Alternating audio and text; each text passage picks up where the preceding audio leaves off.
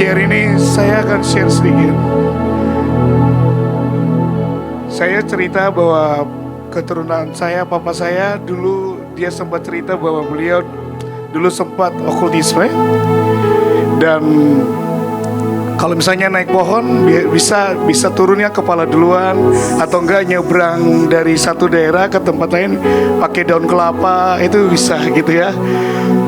Dan ternyata itu waktu dia bercerita dan singkat cerita bagaimana dia ikut Tuhan, melayani dan pelepasan dan sebagainya. Saya bilang, Tuhan, terima kasih buat generasi berikutnya. Saya bersyukur banget ada satu yang buat saya bersyukur ya, dimana yaitu adalah nama saya Bapak Ibu. Kenapa nama saya? Antara nama saya dengan papa saya pasti berbeda. Bapak saya punya marga, tapi di saya tidak ada marganya. Bukan berarti saya bukan anak bapak, tetap anak bapak saya ya. Ya, kalau mau lihat wajah bapak saya, lihat wajah saya, gitu ya. Nah, singkat cerita, nama saya harusnya Samuel Elkana Legu, ya.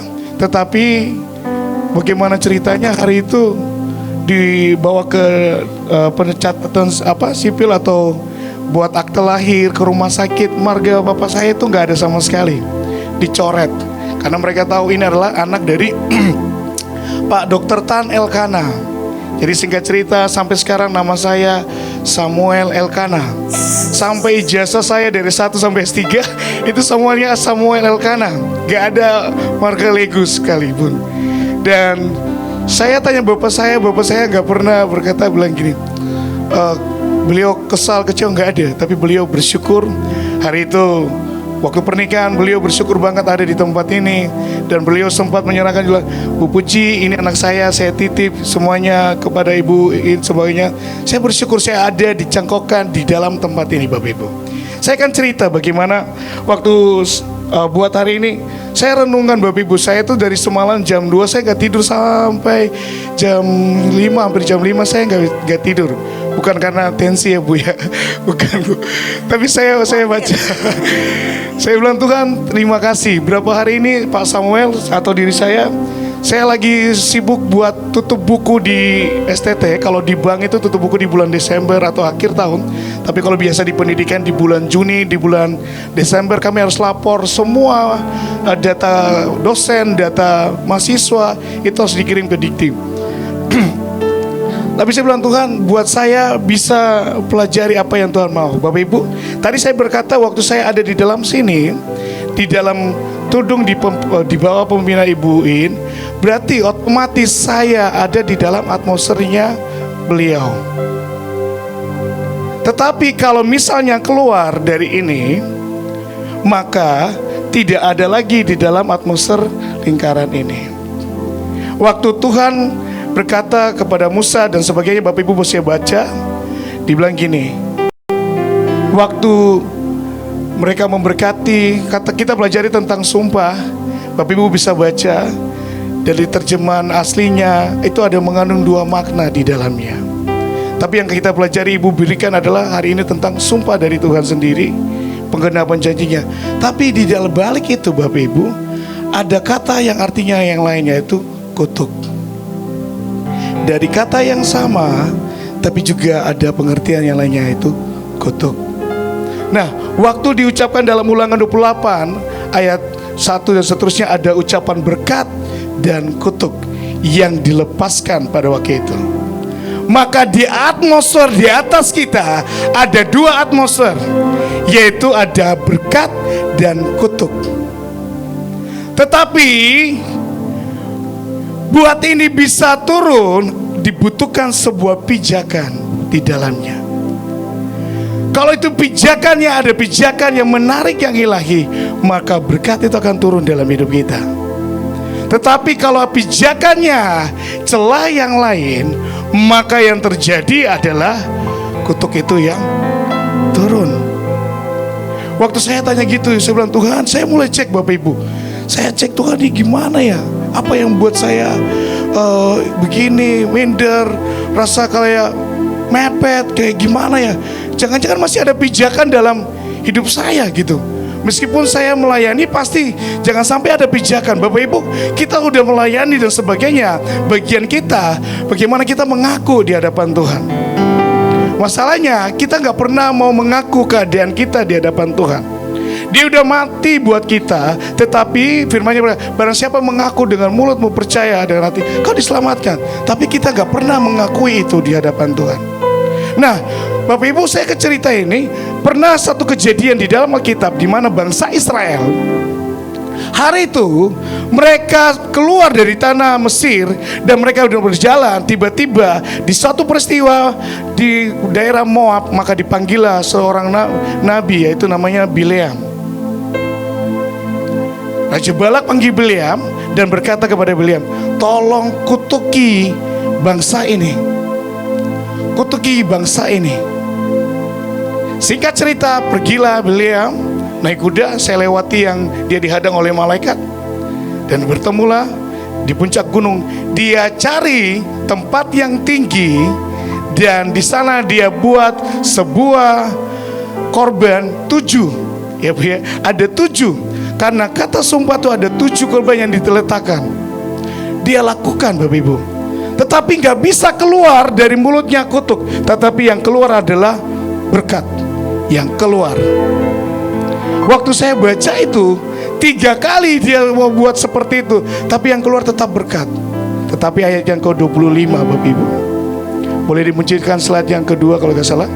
Slide kedua saya slide yang kedua, Bilangan 25 ayat 8 dan 9. Bapak Ibu boleh buka baca di ayat 1. Di sana tiba-tiba bangsa itu berzina dengan perempuan bangsa lain.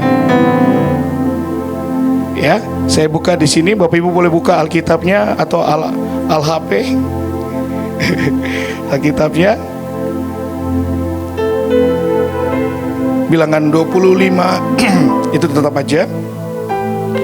Bilangan 25 ayat 1 sampai 2. Sementara Israel tinggal di Sitim, mulailah bangsa itu berzina dengan perempuan Moab. Perempuan-perempuan ini mengajak bangsa itu ke korban sembelihan bagi Allah mereka. Lalu bangsa itu turut makan dari korban itu dan menyembah Allah orang-orang itu. Bapak Ibu, yang saya mau sampaikan di sini, di waktu Bileam kutukin itu, tidak ada satupun kutuk yang keluar dari mulutnya, tapi berkat.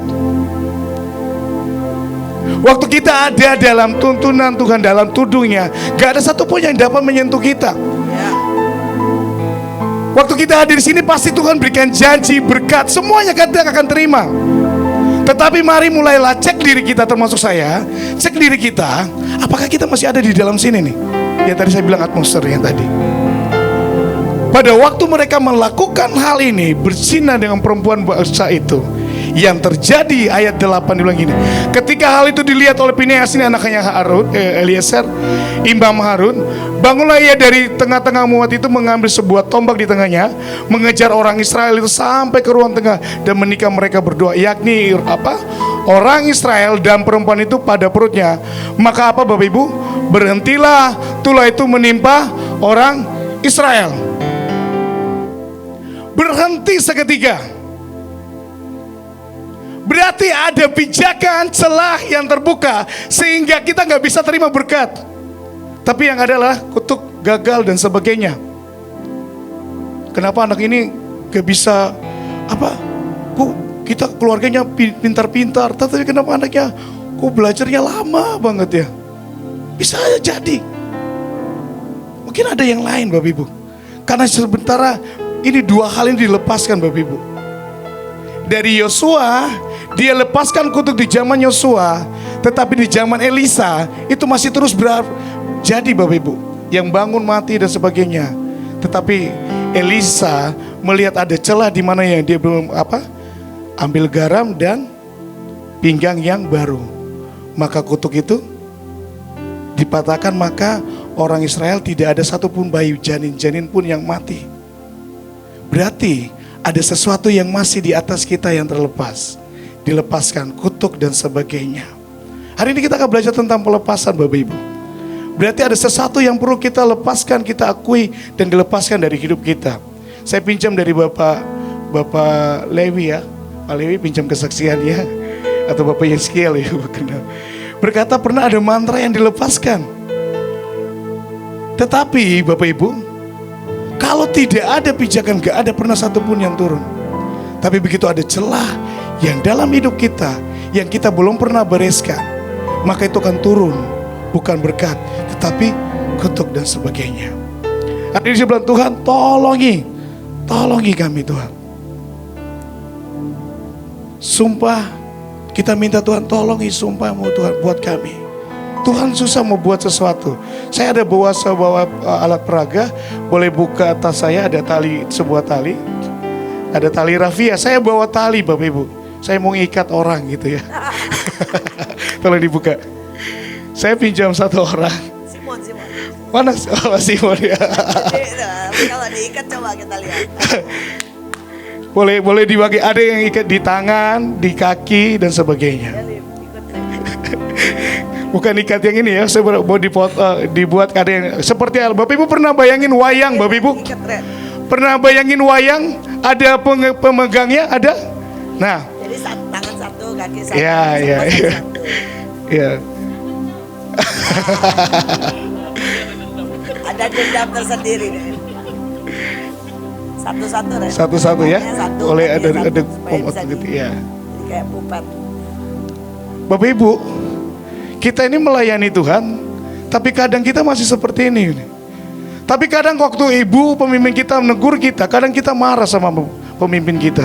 Karena mereka melihat yang di atas kita, di roh kita, itu seperti apa. Saya bersyukur banget hari itu ibu tembak saya, ngomong saya gini, Samuel, di pundakmu ada burung hantu. Coba, hari itu saya ngamuk, saya gak mau datang, bukan ngamuk marah-marah, ngambek 1 bulan gak datang. Saya bilang, Tuhan ini apa?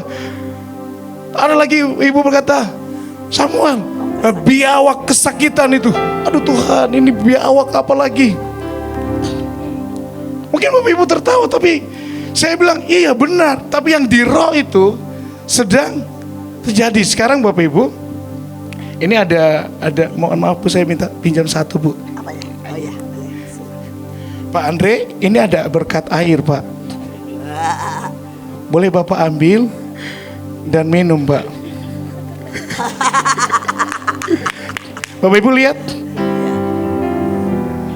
Wah, lihat dia bisa. Tambah lagi yang besar. Mas, anggap ini mas. Gak akan pernah bisa Bapak Ibu. Kita butuh sesuatu yang dilepaskan. Kalau kita nggak dilepaskan, kita masih mencintai keadaan kita, kita akan susah bergerak Bapak Ibu. Tadinya saya mau bawa tali banyak, ada di tangan, terus di kaki. Jadi kalau mau bergerak saya tarik. Bisa ditarik. Oh, bisa ya. Ada yang di kepala, mungkin di mata kita yang lagi terikat. Saya bilang, ada Tuhan, ini gak mudah Bapak Ibu. Mungkin Bapak Ibu terikat dengan hal apa?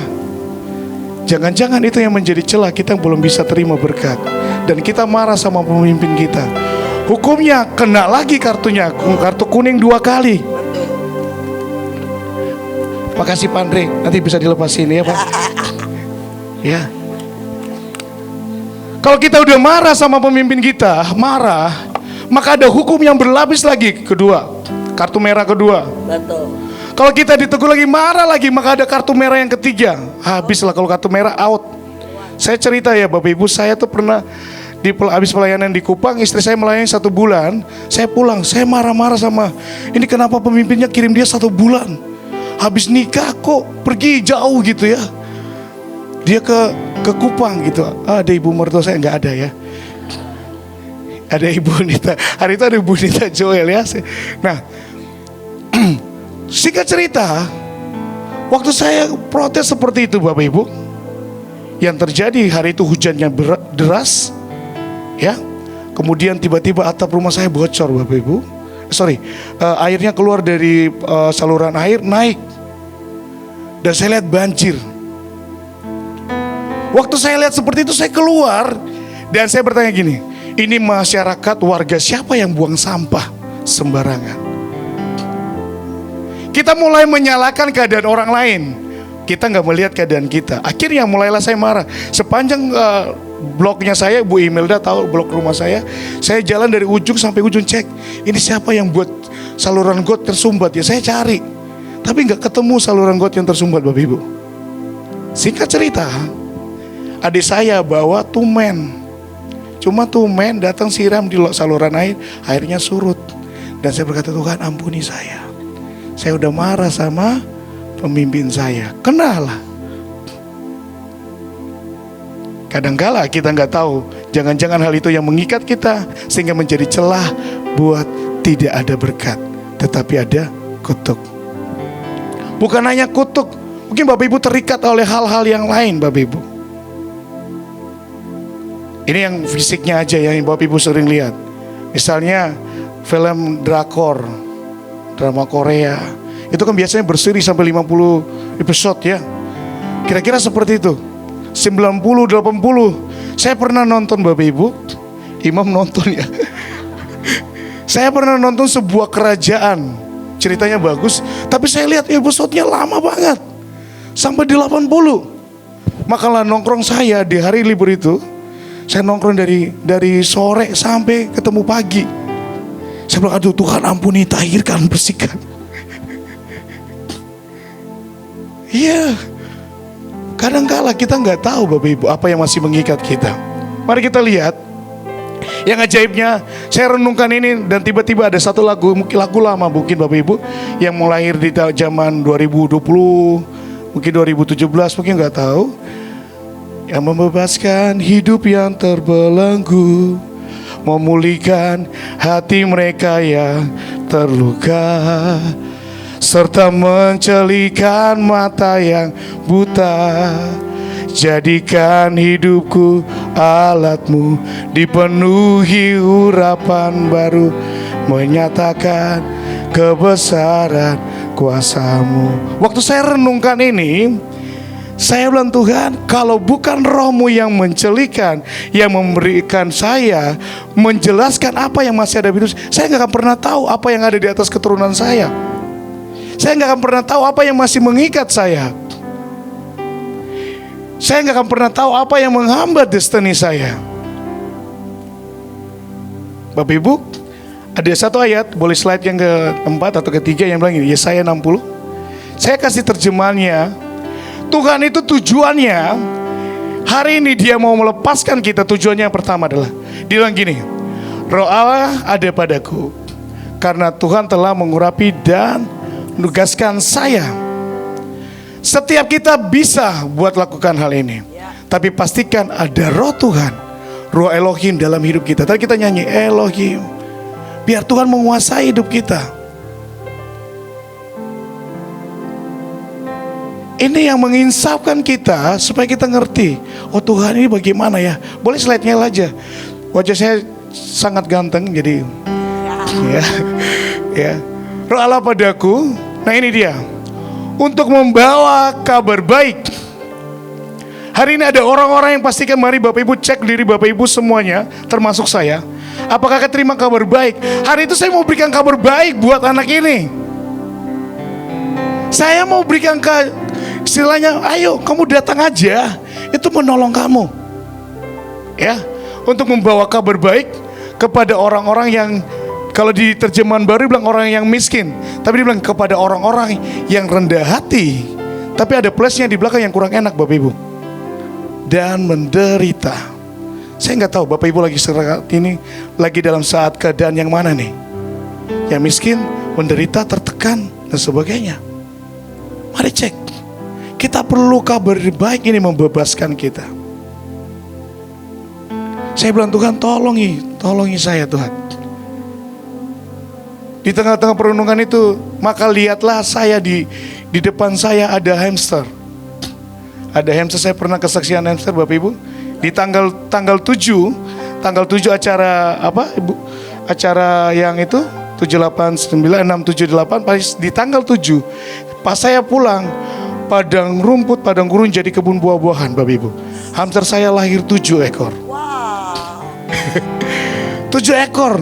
Saya bilang, Tuhan, toh kalau bisa dompet saya yang kau rubah jadi padang kebun buah-buahan. Ya Bu.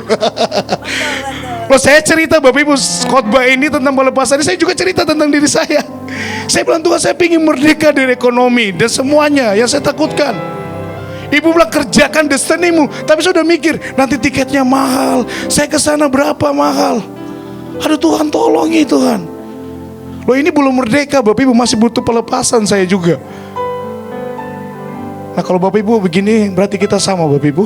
Kita perlu dilepaskan Bapak Ibu. Ini buat menderita Bapak Ibu, cukup menderita ya.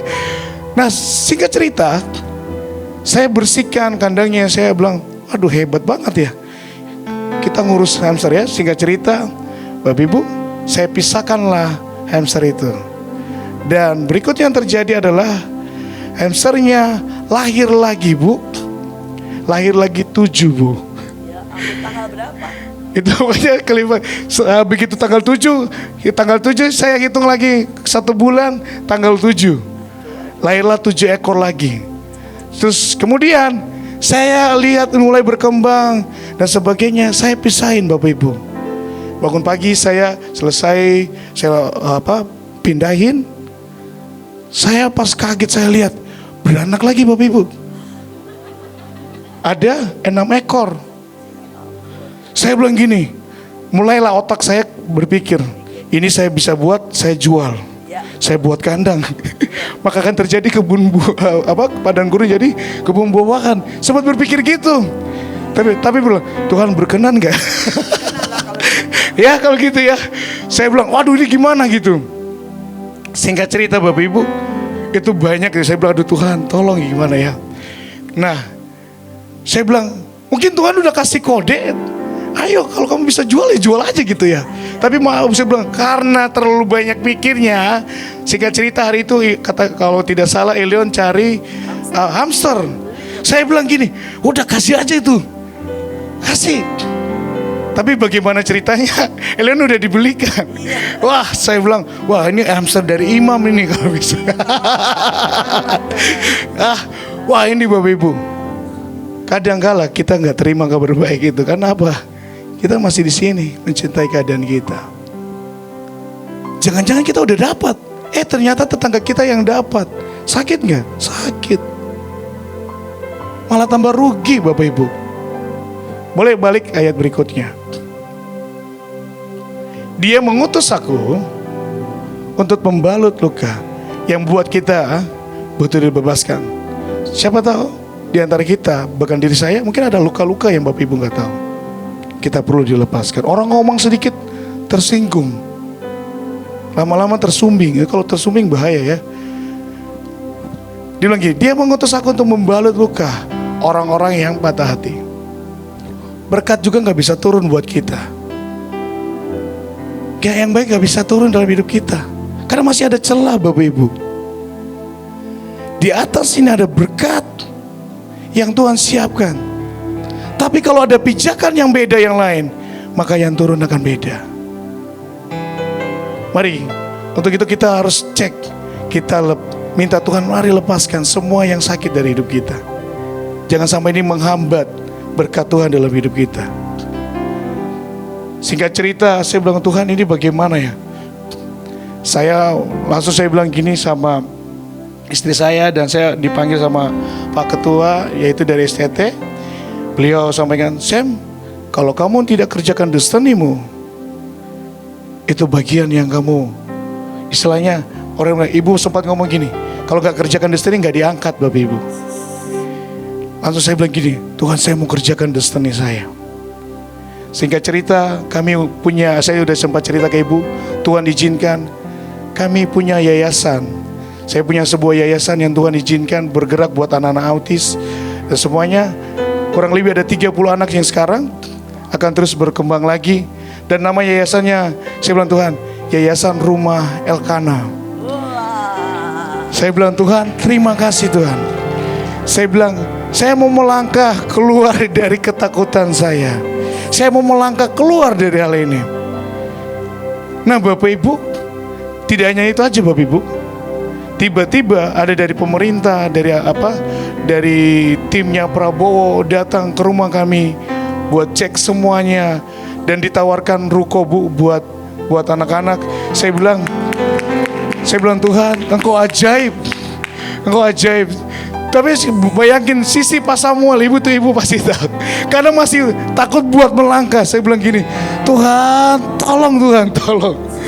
Saya bilang, Tuhan, tolong saya. Ini masih butuh di pelepasan. Mari Bapak Ibu. Ini udah dibukakan sampai bilang, mama saya bilang gini, kalau kamu kirim anak PPL, kirimlah anak. Ya.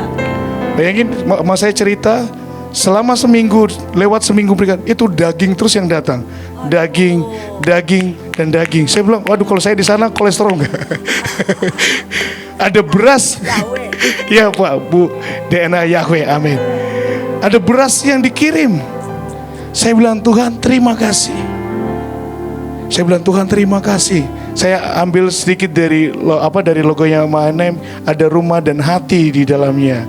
Saya bilang, Tuhan biar di rumah ini ada hati Bapa yang memulihkan banyak anak-anak. Saya bilang, Tuhan ini baru awal.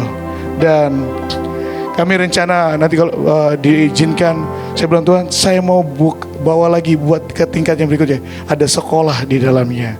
Saya bilang, udah ditawarin, tapi saya bilang, Tuhan ayo Pak Samuel jangan takut gitu ya. Saya bersyukur. Nah ini dia. Karena apa? Ada luka-luka yang sempat pernah ada. Jangan-jangan di antara kita ada luka yang kita belum bereskan, Bapak Ibu. Saya bilang, Tuhan saya mau sembuh dari takut dan minder itu. Begitu dengar kata Papua, saya udah mau hitung. Satu orang berangkat 4,5 juta. Kalau kali 3 saya udah punya motor 1. Pulang pergi udah berapa motor. Saya bilang, aduh Tuhan tolong gitu ya. Tapi Tuhan ajaib banget. Nah berikutnya, untuk mengumumkan, hari ini Tuhan mengumumkan buat kita, berapa banyak yang ingin dilepaskan. Amin. Tuhan mengumumkan pembebasan. Dari apa Bapak Ibu? Dari kurungan. Kadang kita ada di dalam kurungan, kita gak bisa lihat, kita gak bergerak. Saya bilang, ada Tuhan, gimana ya? Kita melayani tetapi kita ada dalam kurungan Bapak Ibu. Kayak ikan di dalam akuarium, atau seperti hamster saya di dalam kandang gitu. Ada berapa ekor gitu ngantri kasih makan gitu. Kiranya bebas tapi masih dalam kurungan. Kita kadang kala kita ada dalam kurungan yang kita tahu. Kurungan apa? Kesakitan, kepahitan, kekecewaan yang kita masih ngurung. Kemiskinan kita yang buat kita terbelenggu dengan hal itu. Yang berikutnya, dan penghukuman. Kadangkala kita nggak tahu, kita marah pemimpin kita, kita cemooh pemimpin kita. Ini ada hukumannya. Dibilang gini, kepada para tawanan, di situ jelaskan jasmani dan rohani. Tidak hanya yang rohani, tetapi yang jasmani juga. Saya bilang, ada Tuhan, Engkau ajaib Tuhan. Sungguh ajaib. Buat saya bilang, Tuhan jelasin. Nah kalau ini gak terlepas, bagaimana boro-boro kamu dapat yang di roh, apalagi yang jasmani. Saya bilang, Tuhan terima kasih. Dan kebebasan bagi para tawanan. Butuh pelepasan. Mari biar kita dibebaskan dari setiap hukuman tuntutan kepada kita. Biar kita gak keluar dari hal itu. Kalau hilang repot Bapak Ibu. Kalau sudah hilang, waduh buat saya ini gimana tuh? Saya masih bisa cerita tentang keadaan STT Bapak Ibu. Tapi saya bilang sama ada anak-anak, saya bilang, kalau selama kamu ada di dalam tudung ini, kamu ada dalam jaminan Tuhan, kamu gak akan apa-apa. Tapi begitu kamu marah, kamu keluar, itu yang buat kamu lebih parah lagi. Saya bilang, Pak Samuel udah pernah alami itu. Harusnya saya dapat koper baru. Saya nggak nunggu. Saya dapat koper yang baru juga, tapi second Bapak Ibu. Bapak Ibu mau pilih yang mana? Baru ada bungkusannya enak kan? Daripada kalau udah second. Saya cerita kejadian seperti ini Bapak Ibu. Ibu Puji itu pemimpin saya juga berkata, Samuel tunggu di sini. Jangan kemana-mana, tunggu di sini. Hari itu pelayanan dari Surabaya mau balik ke Bekasi. Saya tunggu. Dan saya lihat ibu kok lama ya. Lama. Singkat cerita saya pergilah. Itu tempat tas, koper semuanya di situ. Dan saya pergi. Saya ke belakang, saya balik. Ibu langsung senyumnya beda dengan senyum yang pertama. Senyumnya beda. Kalau tadi kamu tunggu, udah aku beliin koper baru. Saya gak dapat koper baru Bapak Ibu. Singkat cerita, saya dapat koper, tapi yang second. Warnanya beda, tarikannya juga beda, kerennya juga beda. Kadang-kadang kita seperti Bapak itu ya. Mari cek kita, lihat situasi kita, kondisi kita. Saya bilang, Tuhan, tolong saya juga mau sembuh Tuhan. Sambil renungkan ini yang Ibu berikan, ada PPT, saya baca, saya bilang, Tuhan tolong saya lebih dulu Tuhan, lebih dulu lagi. Tolong saya lebih dulu lagi. Buat gumuli Bapak Ibu jadi hamba Tuhan yang gembalakan 1 juta, itu saya udah mulai mikir, Tuhan ini Manokwari berapa jiwa ya? Ini waduh, ini parah kalau Tuhan gak taruh DNA-nya dalam hidup saya, gak akan bisa Bapak Ibu. Kita butuh DNA-nya Tuhan dalam hidup kita. Untuk kita mendapat berkat yang limpah, DNA-nya harus sama. Kita butuh sumpah. Bisa ada kesaksian-kesaksian muncul, ada yang udah melayani, ciptain lagu dan sebagainya, hilang. Ada yang udah khotbah, tiba-tiba hilang. Waduh Tuhan tolong. Ya, mari coba kita lihat lanjut ya. Ini masih ada 50, enggak. Nah, saya harus bagi sama Ibu. Ya. Yang berikutnya, tujuan Tuhan bagi kita hari ini, kita pelepasan adalah untuk memberitahukan tahun baik buat kita, buat baik-baik Tuhan, dan hari pembalasan Tuhan kita, untuk menghibur semua orang yang berduka. Adakah yang berduka? Orang lain kan bersuka cita dalam Tuhan. Sukacita tuh gak bisa dibuat-buat Bapak Ibu. Kalau Bapak Ibu mau yang buat-buat, ada komedi, stand up komedi. Nontonlah stand up komedi, Bapak Ibu bisa tertawa. Setelah tertawa, kembali lagi ke hal itu. Tetapi kalau kita di dalam Tuhan, kita kan pasti sukacita Bapak Ibu. Sukacita. Pak Samuel akan sukacita lihat mahasiswa. Begitu saya lihat nilai kosong, aduh Tuhan Yesus tolong saya. Ada yang saya panggil beberapa, saya tunjukin itu data Bu. Ini sekalian laporan Bu. Ini kesempatan saya laporan, nanti dikata coba gini. Ini ada mahasiswa yang gak pernah kuliah Tuhan, nilainya gak ada, tugas juga gak kumpul, dan semuanya gak hadir dari semester berapa. Dan saya harus lapor. Saya sambil mikir, itulah yang buat tensi saya naik. Karena gak ada jalan keluar gitu ya. Saya bilang, Tuhan bagaimana nih Tuhan? Sehingga cerita kemarin saya ketemu dengan Bu Puji, kami meeting selesai, akhirnya ada jalan keluar ya. Dan itu bisa cukup menolong. Tapi saya berharap Bapak Ibu, kadang saya pinjam ini bukan buat menyinggung, tapi mungkin saya sindir ya. Mungkin Bapak Ibu udah dikasih kesempatan, tapi Bapak Ibu gak memanfaatkan itu, menghargainya. Bapak Ibu udah datang kuliah, sekolah sana tuh didirikan buat banyak orang, buat nolong banyak orang. Ibu berkata kalau jadi STT biasa gak usah, tutup aja. Karena akan sama seperti STT lain. Tapi hari itu saya bilang, Tuhan ini bagaimana ini memutuskan.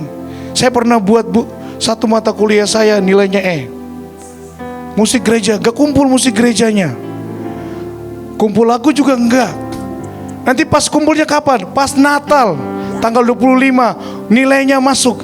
Saya mau marah tapi gak bisa, karena ini malam Natal. Jadi ada shalom. Pintar mahasiswa ya gitu ya. Aku bilang, Tuhan Yesus gitu ya. Nah mari ya, menghibur orang yang berduka. Saya gak tahu Bapak Ibu sedang berduka apa.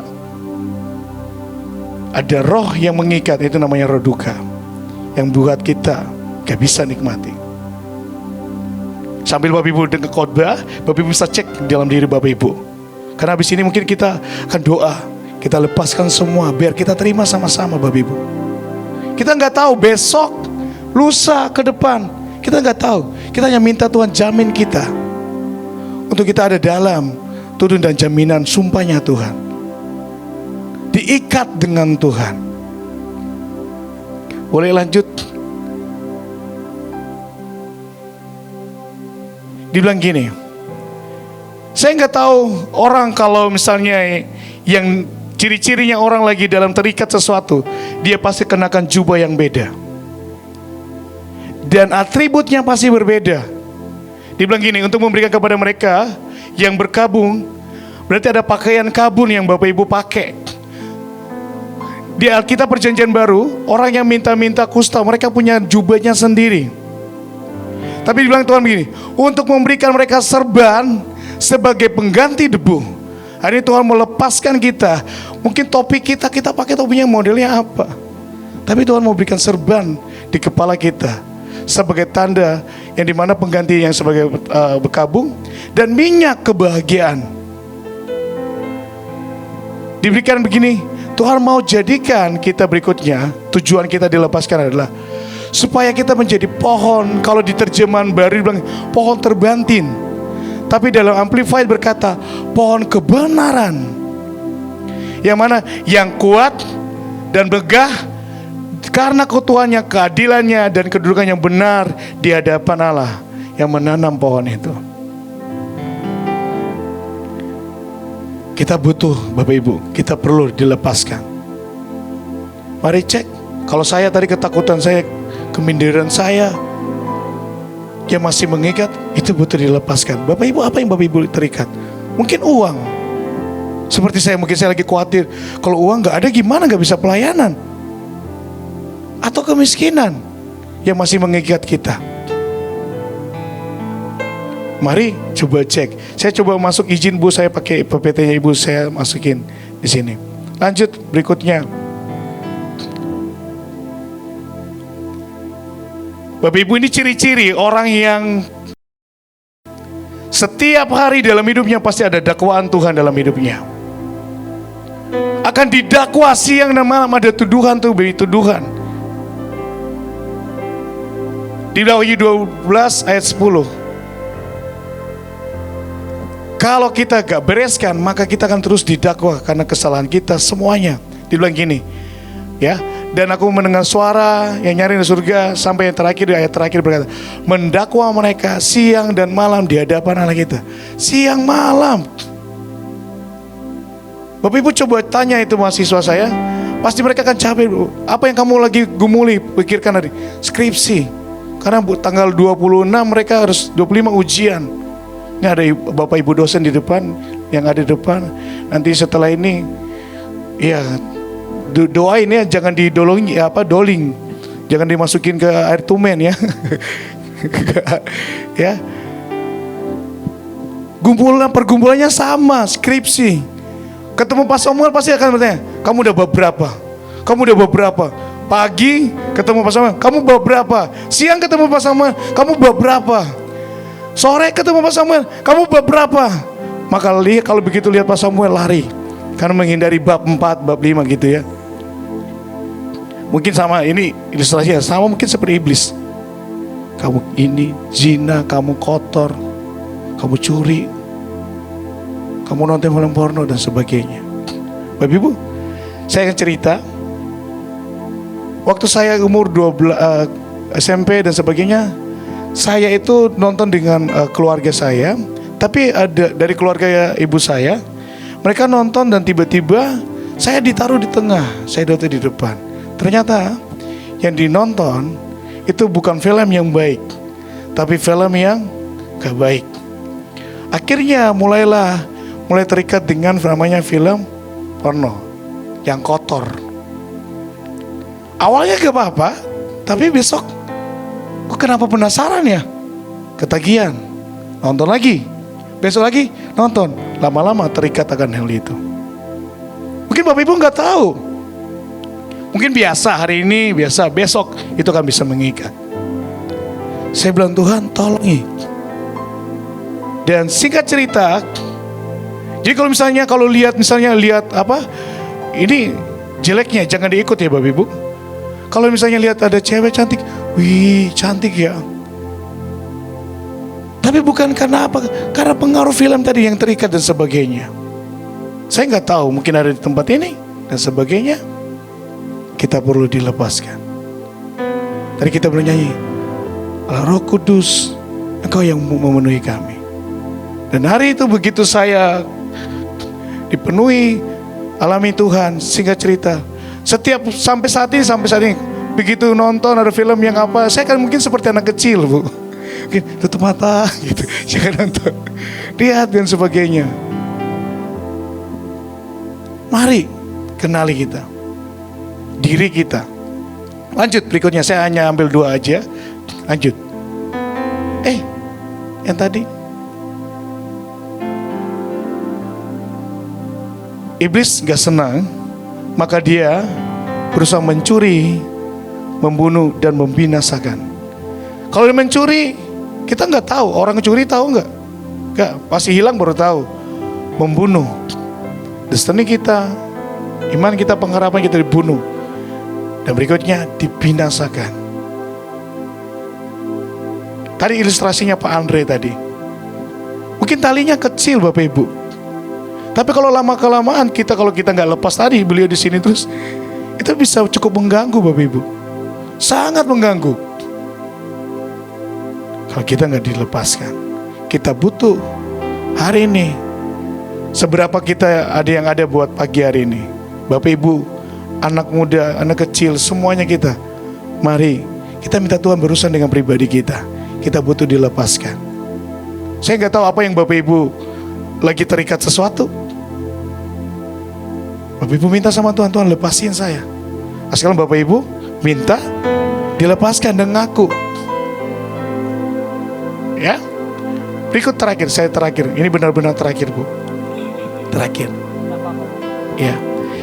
Dan tadi dibilang sampai di jasmani, ini paling bahaya. Kalau udah sampai di fisik, ini biasanya gini.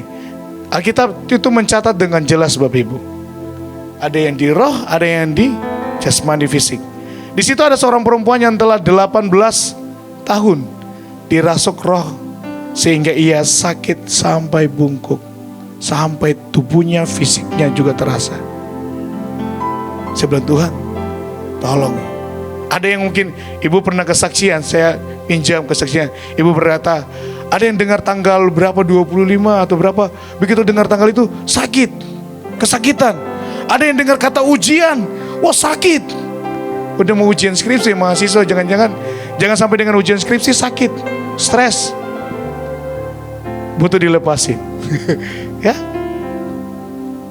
Kita butuh dilepaskan Bapak Ibu. Jangan sampai itu mengikat kita, menghambat kita. Dan bukan berkat yang turun, tapi yang kutuk yang turun. Kita gak terima apa-apa. Ini aja yang saya mau bagikan buat kita. Selama nanti akan dilanjutkan sama Ibu, saya berharap Bapak Ibu doa tanya Tuhan. Mungkin bisa catat apa yang masih mengikat Bapak Ibu. Bapak Ibu boleh catat. Dan Tuhan, biar hari ini dilepaskan dari hidup kita. Amin. Tuhan Yesus memberkati.